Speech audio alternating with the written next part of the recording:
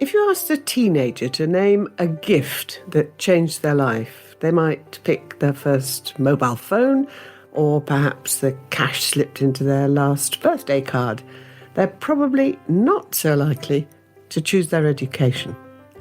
But think how different your life might be if you had gone to a different school, one with more or fewer opportunities, one which instilled different values or gave you a different set of friends. For so many of us, where we are now is inextricably linked, at least in some part, to our education. I'm Jenni Murray, and this is Now I'm Grown Up, a podcast about living longer, career change, and education. Each week, we hear from people who've returned to the classroom, now they're properly grown up, to retrain as teachers and give someone else the remarkable opportunity to learn.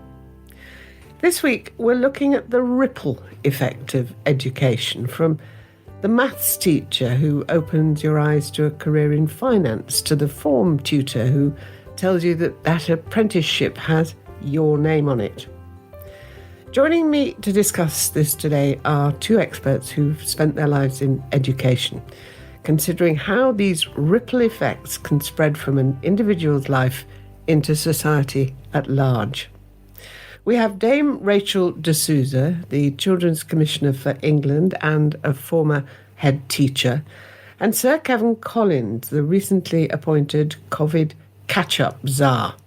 He's in charge of the Catch-up programme for children who've lost out on learning during the pandemic.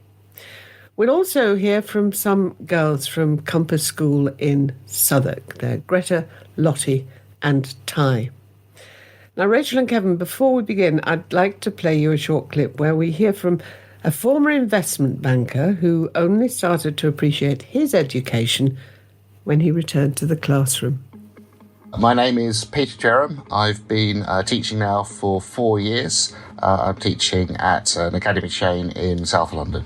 I changed from investment banking to teaching because I felt that I wanted to spend A, more time with my children, and B, because my maths teacher that took me into the city was also an investment banker who had changed careers, and I felt I wanted to give something back to society to do that. My experience in teaching has shown that my own experience of education when I was younger was that I went to a very good school. I think the teachers were generally very good in motivating students and to come in the best they possibly can within their life. The issue was that I went to a rather middle class school. I went to a grammar school, and what I noticed when going to my current school is that the poverty level and the difference between what children get in education is quite significant. I think a lot of people take their education for granted. I think it's not just the privileged that can either afford to go to private or to grammar schools, to state's grammar schools, but also generally people don't understand how much an education can change people's lives. And to see some students move from very, very desperate times to a level of education that they're able to achieve A stars or grade 9s at GCSE or A stars at A level, and see them actually progress onto Russell Group universities is an exceptional achievement for those children. Becoming a teacher has changed my perception of education quite a lot, and also means that how sort of social mobility changes around the social circles that I deal with. I've become more interesting as a person being a teacher to other people, because many people are within my age group have children and they want to understand what education is all about. And certainly with the lockdown that we've just had, people have been tapping into my resources and my ideas on how to structure days for children. And that was Peter Jerram. How, under normal circumstances, is school important to the future of society? Kevan? I think there are two ways of looking at this. On any measure, the attainment that someone achieves at school, the success at school, has a bearing on their health, their wealth, and their well-being. On every measure, that's an indicator. So we know that success in education has a legacy and a lasting effect. That's why early years is so important. The effect just washes through your life in the life that you live. But the second way of looking at this is, if you return to COVID for one moment, the estimates are that if we don't recover the learning loss from the economists, the estimates are that this could cost our economy £100 billion of lost productivity, not a very nice word, but in its broader sense, of our people. So it's in the individual's best interest to have a successful education. Of course, it almost goes without saying to say such a thing. But it's also in our national interest to have a great education system. Do we spend enough on education? We spend more than we ever have. We need to keep investing in it. I think the future is not the race on who can build the greatest weapons. The future is the race on who has the best education system. Knowledge really matters. And that's why families stretch as they do to get tutoring. But it's going to be, if you like, the new arms race is the new knowledge race. And where do we want to be as a nation, particularly in the new future for this country? We must be a successful education country if we're going to be a successful economy and a happy and successful people. So I don't think anything matters more. I would say it wouldn't either. The most important thing we do is educate our children. Let's just have a listen to Lottie, who was one of the children I spoke to earlier. And she told us how she had really struggled over the last year, both socially and academically. Well, my household is very chaotic, and my online school, it dropped. Yeah, it was very chaotic. But mostly I didn't actually learn anything in online schooling. So when I came back to school, I learned a lot, and I realised how much I missed education, how much I missed talking with actual people. Greta, what did you miss most about that period when you had to be home? Last year, during the first lockdown, I had this feeling that I was falling behind, and I wasn't receiving the amount of education that I should have received if I was in school, in physical school. So how quickly do you reckon, Kevan, these kids are really going to be able to pick up? So I think what you hear from that, Jenny, is, again, it's so sad to hear Lottie's story, but you hear the deep ambition and desire children have to succeed. And every time I meet young people, that comes through. So it's our responsibility to help Lottie and Greta pick up as quickly as possible. And the other thing you hear is that there's a huge variation in experience. So I wouldn't like to declare that there's a given number for every child. Some children are going to bounce back quite quickly because of the support they've had and the support they have at home and from the school. Others, it's going to take time. I think we should be planning as a country that this should we should be planning for a few years here. There are some examples when the terrible events happened in New Orleans after Katrina, they found it took them about 3 to 4 years to recover the loss. There are other examples as well. So I think we should be planning for the medium term. We should hope for the best, but we should plan that it will take at least 3 or 4 years to be sure that we've done what we can for our children. So, Rachel, with the ripple effect that this has happened so dramatically at the moment for so many children, how do you anticipate it's going to affect their lives in the long term, that they've had this terrible shock? I think that's a great question, and I've talked to lots of young people, and I think first off agree with Kevan that they've been running back to school and are really keen about getting back to their education. And in some ways, those of us who've worked in education and worked with young people know that motivation is key. It's amazing what you can do if you're motivated. So we have to harness that. I have great faith in our nation's children, and I think a lot of what we have to do is be the adults and help frame this for them.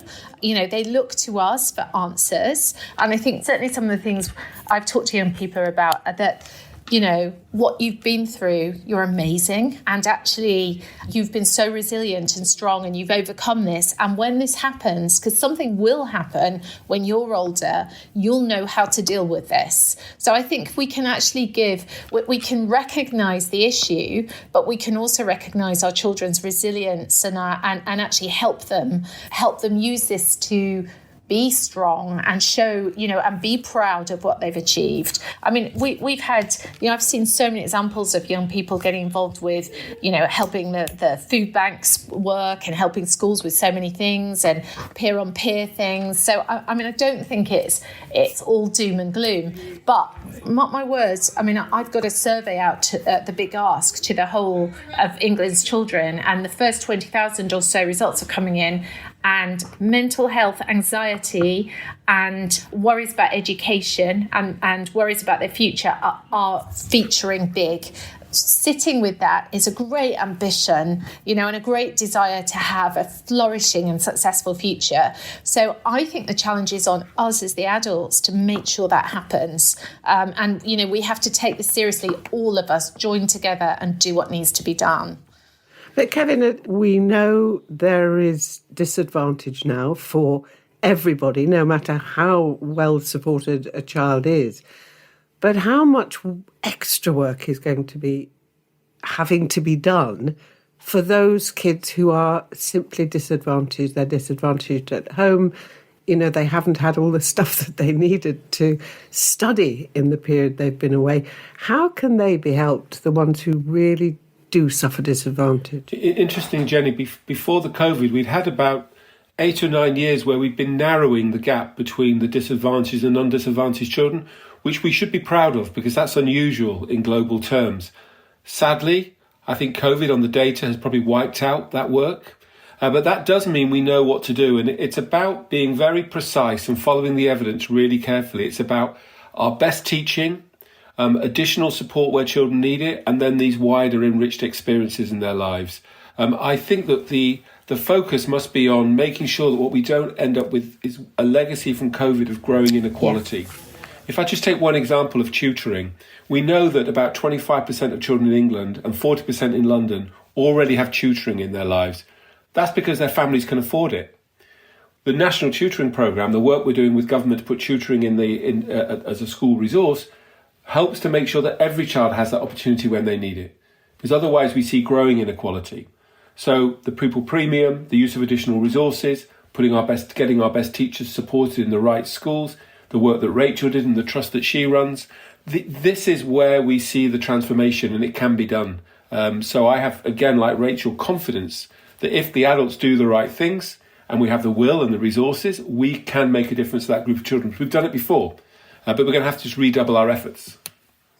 So how would you say, Rachel, we make sure that schools are improving access to equal opportunity? We've got these motivated children who are so happy to be back at school. How do we make sure they have equal opportunity?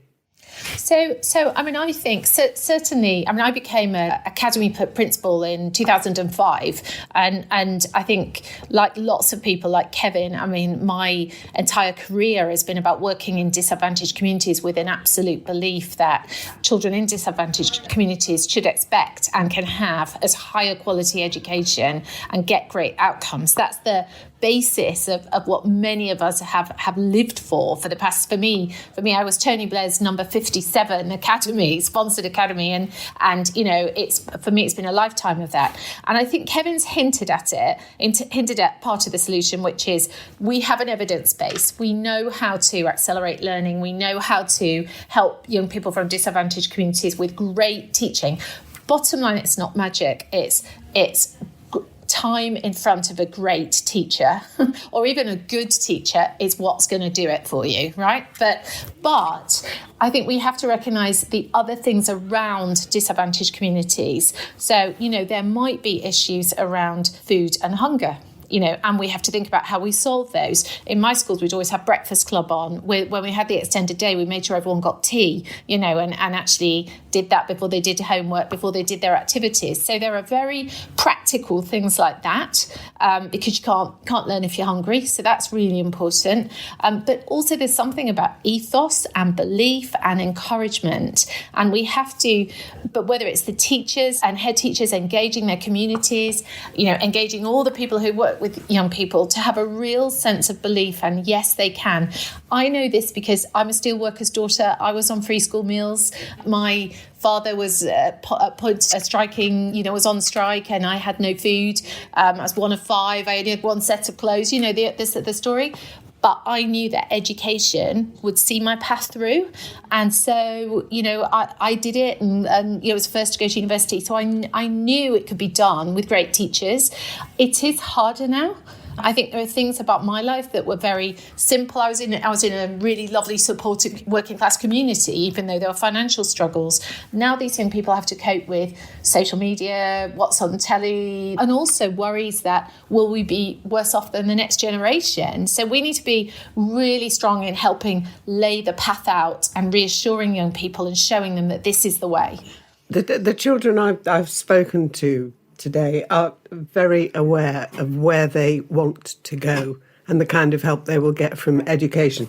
Let's just listen to Tye, who told me how she hoped the lessons she was learning at school would support her in her goal, which is to become a journalist.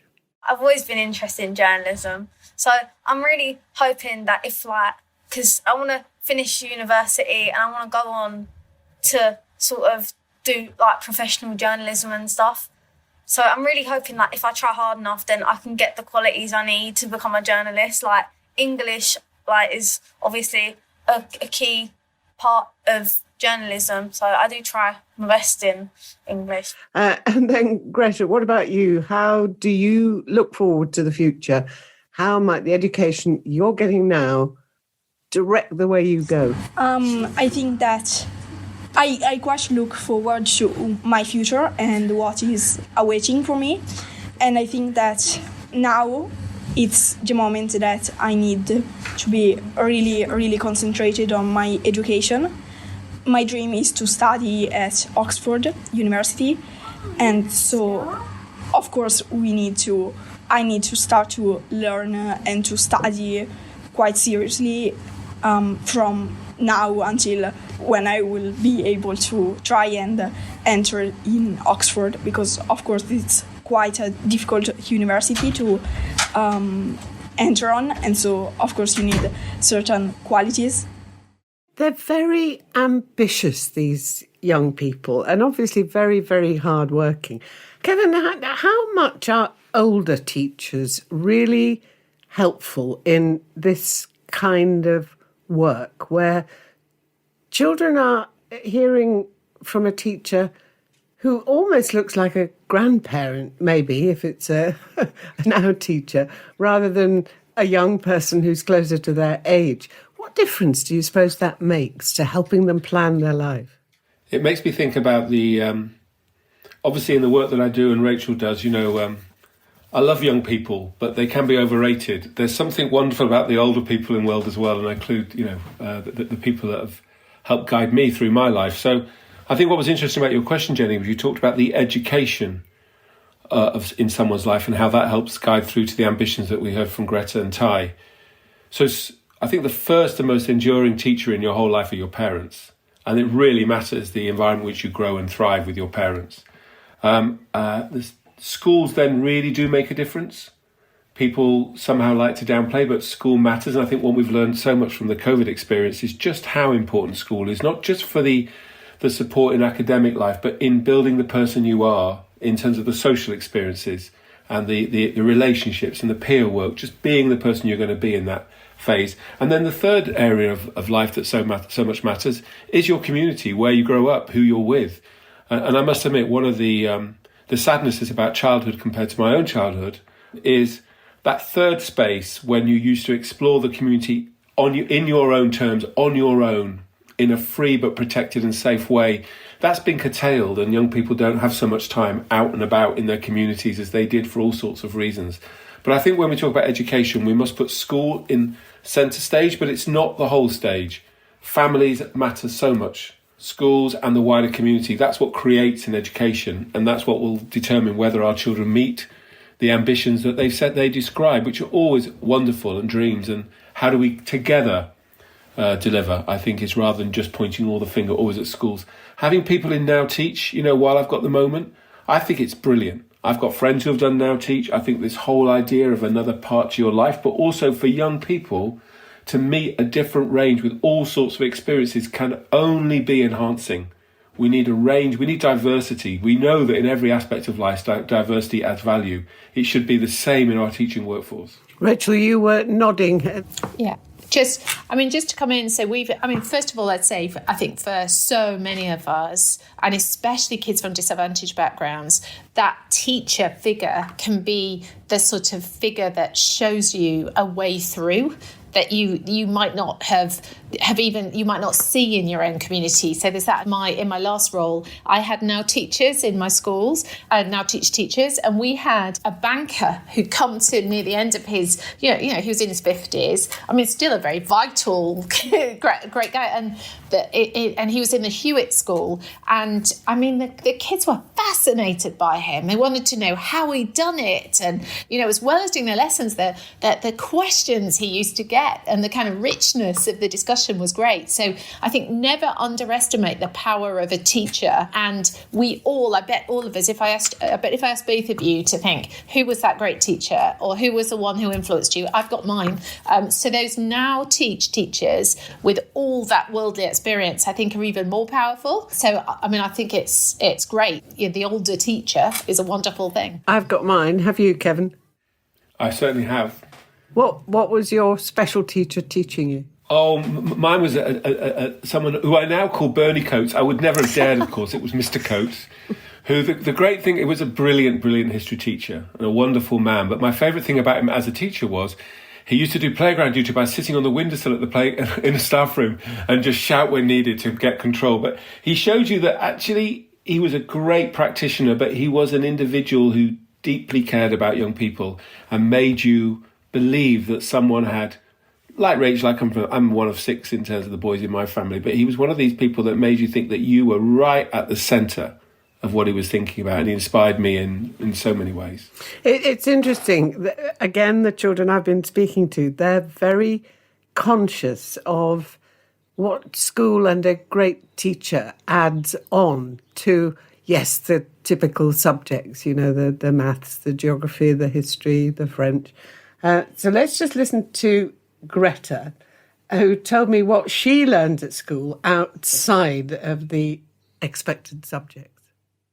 When you're in school and you are learning, you're not just learning skills for a job or things that you learn in the subjects that you're studying, but you also learn other things that will help you quite a lot in life, such as teamwork or resilience, because maybe you will learn to be resilient during maybe a difficult math test, and then when you will be older in your life, you will be able to keep positive. So Lottie, how important is school for preparation for your future?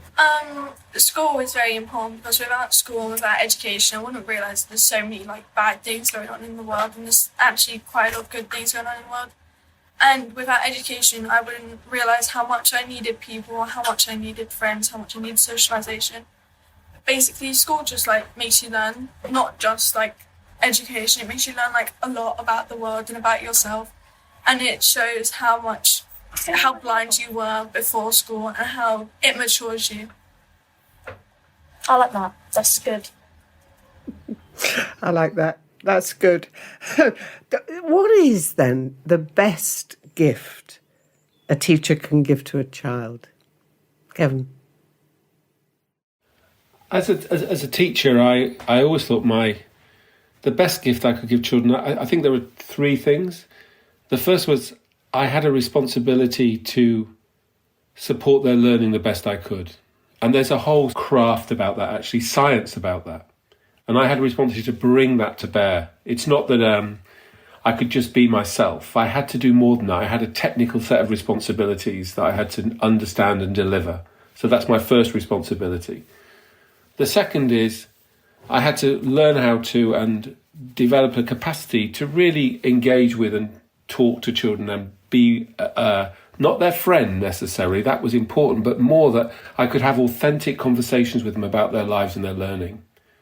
And that takes effort, actually. It's not just having again, you have to think of it. It's the technical phrase that people teaching will know, dialogic discourse. It really matters, the kind of conversations we have with children as teachers. And then the third, of course, is, and we shouldn't be ashamed to use the word love, the third is about the way we generally demonstrate we love our children. We care for them deeply, and I think that's the main reason most people want to teach. But also, I do think it's not just an art, it is a craft, it is a science. And my responsibility is to bring all those things to bear, I thought, to be the best teacher I could be. So Kevan, Dame Rachel, thank you both very much indeed. And work hard, won't you? Both of you. We will. Thank you very much indeed for being with us. And of course, if you're listening to this, there will be more episodes. All you have to do is look for the next episode in the place where you're hearing this. Thank you all. Now I'm Grown Up is brought to you by Now Teach, a charity which inspires talented people to bring their experiences into the classroom. If you feel like a change and want to use your existing skills in exciting new ways, head to nowteach.org.uk to find out how they could help you help young people like me. Or if you know someone who you think would be an amazing teacher, send them this podcast. Maybe it will be just the push they need. And don't forget to follow the show and leave it a rating on Apple Podcasts. Now I'm Grown Up is produced by Antonia, Cundy and Theodora Louloudis. And the credits are read by me, Tye Hulbert, age 13.